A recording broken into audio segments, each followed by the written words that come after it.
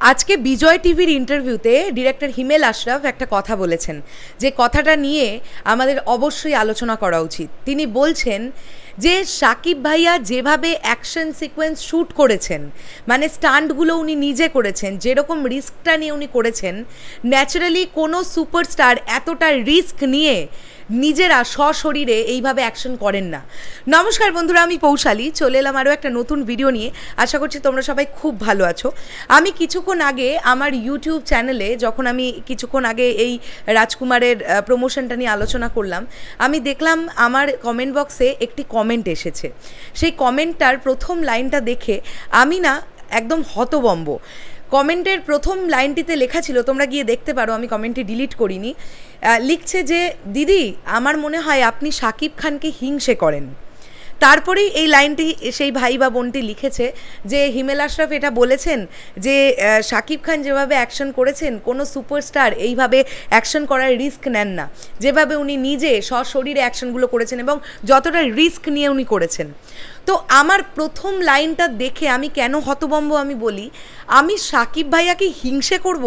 মানে এইটা হঠাৎ কোথা থেকে, মানে যে কমেন্টটি যে ভাইটি বা বোনটি করলে, আমি তাকেই বলছি, যদি সেই আমার ভিডিওটা দেখে থাকো, আমি শাকিব ভাইয়াকে রিলেটেড এত ভিডিওস বানাই, তোমাদের কোথাও গিয়ে মনে হলো যে আমি শাকিব ভাইয়াকে হিংসে করি? মানে এটা কেন? মানে আমার বাংলা ভাষার একজন নায়ক, একজন সুপারস্টার, যিনি প্রিয়তমার মতন একটা ছবি দিয়েছেন বাংলাদেশ ইন্ডাস্ট্রিকে, যে সময় সত্যি কোভিড পরবর্তী সময় কোনো সিনেমা সেভাবে ওয়ার্ক করছিল না। প্রিয়তমার আগে লিডার আমি বাংলাদেশ দিয়ে উনি একটি সুপারহিট ফিল্ম দিয়েছেন, তারপরে উনি প্রিয়তমা দিয়ে অল টাইম ব্লকবাস্টার একটা সিনেমা দিয়েছেন। আমি সেই নায়ককে রেসপেক্ট না করে আমি ওনাকে হিংসে করব? মানে এই কথাটা কেন তুমি মানে বললে, যে কমেন্ট করেছো যে ভাইটি বা বোন, আমি জানি না সে কেন বললে, আমি জানি না। যাই হোক, এগুলো নিয়ে আমরা আলোচনা নাই করি। একটা সিনেমার অ্যাকশন সিকোয়েন্স বিরাট বড় একটা ডিপার্টমেন্ট। যে সিনেমাতে অ্যাকশনের দরকার, গল্পের নিরিখে অ্যাকশনের দরকার, এবং অ্যাকশন আজকের দিনে দাঁড়িয়ে মেন স্ট্রিম কমার্শিয়াল ছবিতে একটা অত্যন্ত জরুরি একটা বিষয়, একটা অত্যন্ত জরুরি সাবজেক্ট বা অত্যন্ত জরুরি একটা দিক। তো রাজকুমার টিম অ্যাকশন নিয়ে তারা যথেষ্ট কনফিডেন্ট, এবং কেন বলছি, হিমেল আশরাফ ভাইয়ার কথা শুনেই মনে হচ্ছে যে অ্যাকশন সিকোয়েন্স তিনি যেমনটা নামবেন ভেবেছিলেন তার থেকে অনেক বেটার নেমেছে। এবং শাকিব ভাইয়া যে নিজে এতটা রিস্ক নিয়ে গোটা অ্যাকশনটা, মানে অলমোস্ট 99% নিজে করবেন, এটা সত্যি সবার ভাবনার বাইরে ছিল, যেটা শাকিব ভাইয়া করে ফেলেছেন। এটা তার একটা কুর্নিশ প্রাপ্য, তাকে তো অবশ্যই কুর্নিশ জানাতে হয়।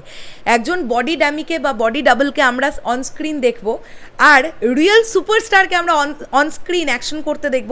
স্টান্টগুলো সবকটা উনি করেছেন, এটা ভাবতেই তো আমাদের কোথাও গিয়ে ভালো লাগছে, তাই না? এবং এই প্রসঙ্গে আরও একটা বিষয় তিনি বললেন, যেটা আমার খুব ভালো লাগলো। দেখো, প্রিয়তমা দেখার পরে আমরা অনেকেই বলেছিলাম যে প্রিয়তমার অ্যাকশন সিকোয়েন্স ভালো হয়নি। এটা তোমাদের অনেকের, সাকিবিয়ানদেরও একটা হতাশার জায়গা ছিল, নিশ্চয়ই তোমরা মানবে, আমার সঙ্গে একমত হবে। আমি নিজেও বলেছিলাম ছবিটা দেখে রিভিউ করার সময় যে অ্যাকশন আরও বেটার হতে পারতো। এখন ব্যাপারটা হচ্ছে, হিমেল আশরাফ ভাইয়া বলছেন যে অ্যাকশনে খরচ করা হয়নি, এমনটা কিন্তু নয়।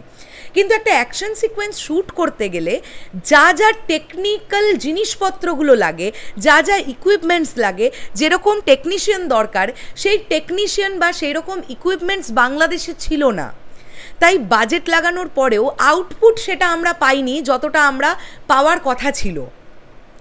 তো যখন প্রিয়তমাতে ওরকম একটা অ্যাকশন হলো, তখনই হিমেল আশরাফ ভাইয়া ডিসাইড করলেন যে পার্শ্ববর্তী দেশ ভারত আছে এবং সেখানে অ্যাকশন ভালো হয়।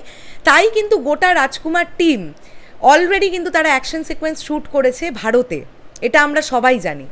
তো এন্ড অফ দ্য ডে গিয়ে সিনেমাটা ভালো হওয়া নিয়ে কথা। সিনেমাটার অ্যাকশন কোন দেশে শ্যুট হলো, বা কারা শ্যুট করলেন, বা কোন কোন ক্যামেরা ইউজ হলো, সেগুলো তো ডেফিনেটলি ইম্পর্টেন্ট দিক। বাট সাধারণ দর্শক না এত কিছু জানে না, তারা এত কিছু বুঝতে চায় না। তাদের শুধু একটাই বক্তব্য, যে তারা যখন 70mm স্ক্রিনে সিনেমাটা দেখবে, বড় পর্দায় যখন তারা হলে গিয়ে সিনেমাটা দেখবে, তারা যেন ঠিকঠাক একটা জিনিস দেখতে পায়। এবং রাজকুমার ছবিতে অ্যাকশন অত্যন্ত ভালো মানের অ্যাকশন হতে চলেছে, এটা হিমেল আশরাফ ভাইয়া আমাদেরকে বলছেন। এবং এটা উনি কনফিডেন্ট বলেই কিন্তু প্রথমেই উনি অ্যাকশন টিজার আনবেন রাজকুমার ছবির প্রমোশন হিসেবে, ঠিক আছে? তো অবশ্যই এটা তো স্যালিউট শাকিব ভাইয়াকে, যে তিনি 99% অ্যাকশন নিজে করেছেন। এটা তো দারুণ একটা ব্যাপার।